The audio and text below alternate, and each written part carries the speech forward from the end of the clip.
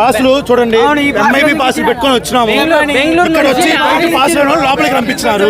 బెంగళూరు నుంచి వస్తున్నాము.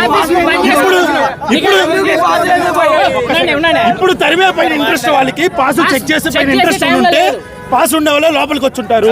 ఇప్పుడు వచ్చి అందరినీ లాఠీ చార్జ్ చేస్తున్నారు వెళ్ళండి అని. అదేలాగా పాసులు ఉండి నువ్వు చెక్ చేసుకొని లోపలికి పంపించుంటే ఈ రోజు ఈవెంట్ జరుగుంటుంది. లోపలికి వెళ్తే శ్రేయస్ మీడియా మేనేజ్మెంట్ ఎలా మారుతుంది తెలుసా? మిమ్మల్ని లోపలికి రానియడమే ఎక్కువ, మిమ్మల్ని లోపల రానియడమే ఎక్కువ.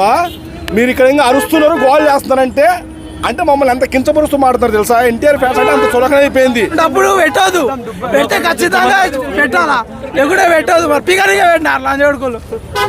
ఎంతో ఎక్స్పెక్టేషన్ తో వచ్చినామన్న. ఫైనల్ గా ఇప్పటిదాకా కూర్చో 5 మధ్యాహ్నం 1 గంటల నుంచి వచ్చి 5 గంటల లోపలికి ఎంట్రీ అయిపోయినాం.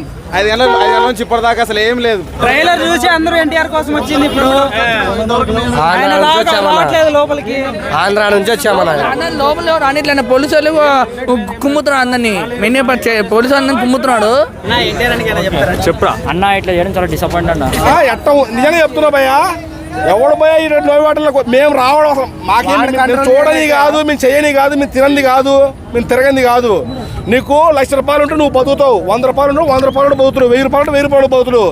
కానీ నీకు జేజేలు కొట్టేవాడు ఎవడు ఉన్నారంటే వాడు నేను బాగా కోరేవాడు. అది హీరోలైనా హీరోయిన్లైనా ఇంకొకరైనా కానీ మా అభిమానులు మాత్రం ఇబ్బంది పెట్టకండి. అది ఒకసారి మీరు ఆలోచన చేసి ముందుగానే ఇక్కడ ఫంక్షన్లు పెట్టుకుంటున్నామన్నప్పుడు అభిమానులను దృష్టిలో పెట్టుకొని చేయండి ఏ పని చేసినా కానీ.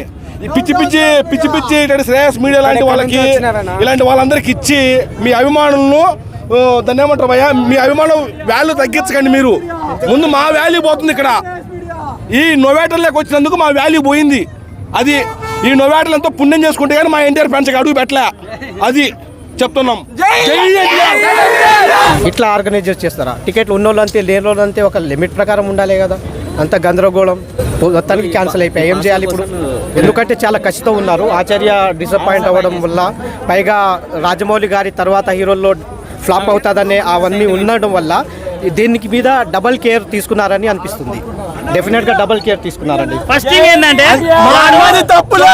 వాళ్ళు ప్రిపేర్ గా వచ్చిన అందరి మనోభావాలు చూసుకోవాలి. వాడు కనీసం శ్రేయస్ మీ వాడు ఎటువంటి సెక్యూరిటీ పర్పస్ ఏం లేకుండా వాడు చేసుకున్నాడు మొత్తం. వారి వల్ల ఈవెంట్ క్యాన్సిల్ అయింది. ఈ రోజు మేము చాలా దూరం నుంచి వచ్చాము, చాలా కష్టపడి వచ్చాము. మేము కూడా చూసుకోగలుగుతాం అన్న థియేటర్ లో. నువ్వేం చెప్పేది? శ్రేయస్ మీ వాడు ఎట్లా క్యాన్సిల్ చేస్తాడు? అసలు సౌండ్ లేదు, మాట లేదు, ఏం లేదు, ఏం ఇన్ఫర్మేషన్ ఇవ్వట్లేదు. ఏమంటే పోలీసులు కొట్టడం ఒకటే ఉంది. అన్నది తప్పు లేదు మాకు, అన్నది 1% తప్పు లేదు. అన్న దేవర 100% right. Thank you. 100% pan India movie. Shreyas media full failure అన్న. ఒంగోలు నుంచి వచ్చాము. ఎంఐబి పాసులు ఉన్నాయి, ఒక బోర్డు లేదు, ఎటు వెళ్ళాలని తెలియదు. పార్కింగ్ అక్కడ పెట్టారు, మొత్తం తిరిగి వచ్చాము. లోపల కూడా వెళ్ళనివ్వలేదు. కాదు అసలు పాసులు చెక్ చేయకుండా అందరూ పంపించారన్న. చెక్ చేసి పంపించుంటే సగం లోపల నీట్గా ఉండేది, డిస్టర్బెన్స్ జరగకుండా చెక్ చేయలేదు అసలు పాసులు ఎవరిని. ఎంఐబి పాసులు ఉంటే ఎందుకు వేస్ట్ కదా మాకు. ఒంగోలు నుంచి వచ్చాము. ఇండియా గురించి ఏం చెప్తావు అన్న? ట్రైలర్ సూపర్ ఉంది, సినిమా కూడా బ్లాక్ బస్టర్. ఈవెంట్ ఆర్గనైజ్ చేయడం రాదు, ఇది ఫస్ట్ టైం కాదు. ఊసిరవెల్లి అలానే జరిగింది, దమ్ముక అలానే జరిగింది, బాద్షా అలానే జరిగింది. ఇది ఫస్ట్ టైం కాదు. ముందు ఆ ఈవెంట్ ఆర్గనైజ్ చేయడం రాదు. ఇన్ని పాసులు ఇచ్చారు, ఎంఐపి పాస్ ఉంది, ఎక్కడి నుంచి కనీసం వెరిఫికేషన్ ఉందా? ఓ బార్ కూడా లేదు. అలా పంపేస్తే ఎంతమంది వస్తారు? 5,000 మంది వస్తారు, 10,000 మంది వస్తారు. ఎక్కడి నుంచి వస్తారు అనేది ఇంపార్టెంట్ కాదు కదా. ఫ్యాన్స్ అన్న వస్తారు, ఒంగోలు నుంచి వచ్చారు, కర్నూలు నుంచి వచ్చారు, తిరుపతి నుంచి వచ్చారు, మేము ఎక్కడ నల్గొండ నుంచి వచ్చాం, శ్రీకాకుళం.